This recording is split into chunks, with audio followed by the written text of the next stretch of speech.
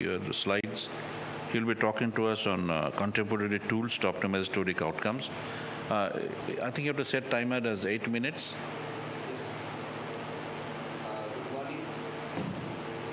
Hello. Good morning. At the outset, I thank Dr. Arup sir for giving me this opportunity. My topic is contemporary tools, strategies to optimize the Toric outcomes. Before to start with, I just want to see why we need all this optimization. You have to understand the new mindset of the patients. The cataracts are going for the decades, but now the patients after cataracts want to see what they see before they develop their cataract. So you have to be very much perfect in your outcome. Though the advances in biometry, intraocular lens, and the surgical techniques, they have improved our refractive outcomes. But the post-operative astigmatism is a major cause of poor post-operative uncorrected visual acuity. And so we have a Toric IOLs to combat for that. Calculating the best intraocular lens power for patients undergoing cataract surgery remains a key part of achieving a patient satisfaction. If you see the factors that contribute to the inaccuracy in calculation of an Toric IOL, it's either an inaccurate measurement of anterior astigmatism, variability in SIA, an incorrect estimation of the posterior corneal astigmatism. There are so many Toric calculators, so maybe not using a proper Toric calculator, and there are some special situations. So if you go with the first thing, that is the inaccurate measurements of corneal anterior astigmatism, there are two issues in keratometry, tear film related, and there is a variability in axis and power. You know that the same instrument gives different reading at different times, or even if the amount of astigmatism that is calculated with different instruments is not exactly the same. So to tackle this issue, we know that there are so many instruments where you can measure this: a manual keratometer, auto keratometer, optical, corneal topographers with placidodisc. Then we have an OpScan initially few years back. Then we have a slim plug camera systems like Pentacam, Wavelight, Galilei, and Sirius. And to add to the list, we can have a keratometry from the vapor and aberrometry and a ray tracing also. The tear film related, we must understand due to the variation in ocular surface, keratometry has the potential to be one of the least accurate part of the measurement process, because it's a dynamic. In addition, as we get older, the ocular surface becomes less stable. So that many of these placidodisc measurements, they are very sensitive to these tear film irregularities. So what are the tools or the strategies that I use to optimize this issue of calculating the anterior corneal power properly? Take a reading on a virgin cornea. It should be quick reading. There should not be any rubbing on the cornea. Centration has to be proper. And see to it that the axis consistency is more rather than a power. You may have a little bit variation in the power, but the axis has to be consistent. That means you are taking a good reading. Regarding the another, what you have to have some pre-operative screening. Like if you are calculating the things, there are some red flags you should know.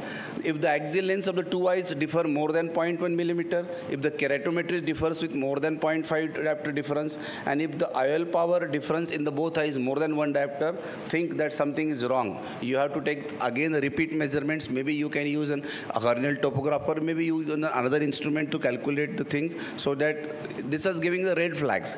And regarding the uniocular criteria, you should look when you do a keratometry with an optical biometer that the standard deviation, it is there. It has to be not more than 30 micron. It is almost equals to 0.2 diopter.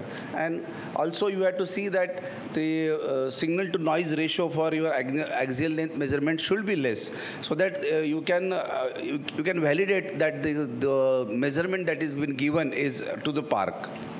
If you find that is not up to the mark, then you can take a measurement on a different instruments. So this way, regarding the tear film related measurements, do always warm compresses or lid scrubs, artificial tears to improve the ocular surface before biometry. And I think it is generally, rather than taking reading from 3 or 4 instruments, let us have concentrate on one instrument with the proper validation of the criteria as said by the company, and the consistent results from the multiple measurements from the same instruments. The second factor that is a variability in SIA. We all know that importance of SIA. It directly amounts the amount and the axis of post-incisional astigmatism. Even with a small incision and in the fixed meridians, this SIA is highly variable. So significant positive correlation is found between the preoperative corneal astigmatism magnitude and SIA. Means if you are dealing with a cornea with high cylinder, then the SIA may not be that which we are putting in a routine regular astigmatism cases. So we should customize SIA. drhills.com site is there, and there are every surgeon should know his SIA, and it has to be calculated in the proper way. All the guidelines has been given properly at the site of drhill.com site. The third point, that is the incorrect estimation of the effect of PCA.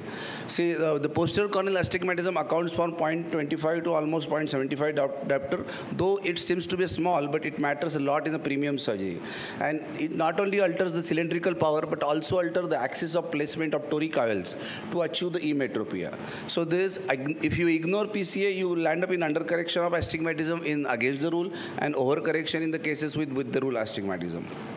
There are so many methods to calculate the actual PCA measurements, but you can have toric calculators which incorporate ECA either by direct inclusion or by estimation with a fixed ratio. And there are some methods like they can overcome these inaccurate prediction errors of PCA with the help of different formulas. Now you can see this is a case, the astigmatism seems to be only 0.47, but when I calculate, it sums to be around 1 to 1.25. So this is because of the PCA. There are so many toric calculators we know. Kadhane, Barrett toric calculator with predicted and with actual measurements, Holidays, Hopper QST, EVO. These all toric calculators, it has been found that the Barrett toric calculator gives it gives a very good result. The calculator with the predicted PCA rather than with the actual measurements putting in the actual measurements of posterior corneal astigmatism and putting in the formula.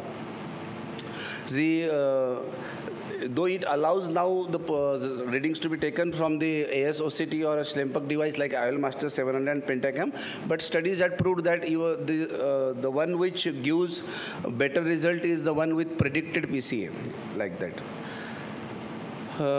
There are studies recently that the Barrett toric formula with and without PCA measurements using the IOL Master 700 and the Kadhane toric formula result in accurate and comparable outcomes. ESCRS sites have a one-stop solution. You put a data there of your keratometry readings, and you get at one set the 4 calculators readings: Barrett, EVO, Hopper QST, and Kadhane. So you just don't have to put readings in different formulas. You had one-stop solution for that. Now some special situations like the IOL spherical power also influences the cylindrical power at the corneal plane. So it means if you are dealing with an eye with a high axial length, or if you are dealing with an eye with a short axial length, these also matters because the cylindrical powers varies according to the spherical power of the cornea in a very high cases. Atul, we'll have to move on. No? Yeah, last slide. Regarding the corneal refractive surgery, already sir had given this. So can we reach 100% accuracy? The unfortunate reality is now that we cannot get, because we have a limitations. The accuracy of our measurements has limits. We are measuring a live changing system, and there is a limit to our ability to predict the IOL, where the IOL is going to sit. So accuracy of 0.5 diopter is also supposed to be a gold standard. So that is at the end we can say that though with an IOL calculation formula we have an accurate power, but there are so many factors in giving the perfect toric outcomes. Thank you.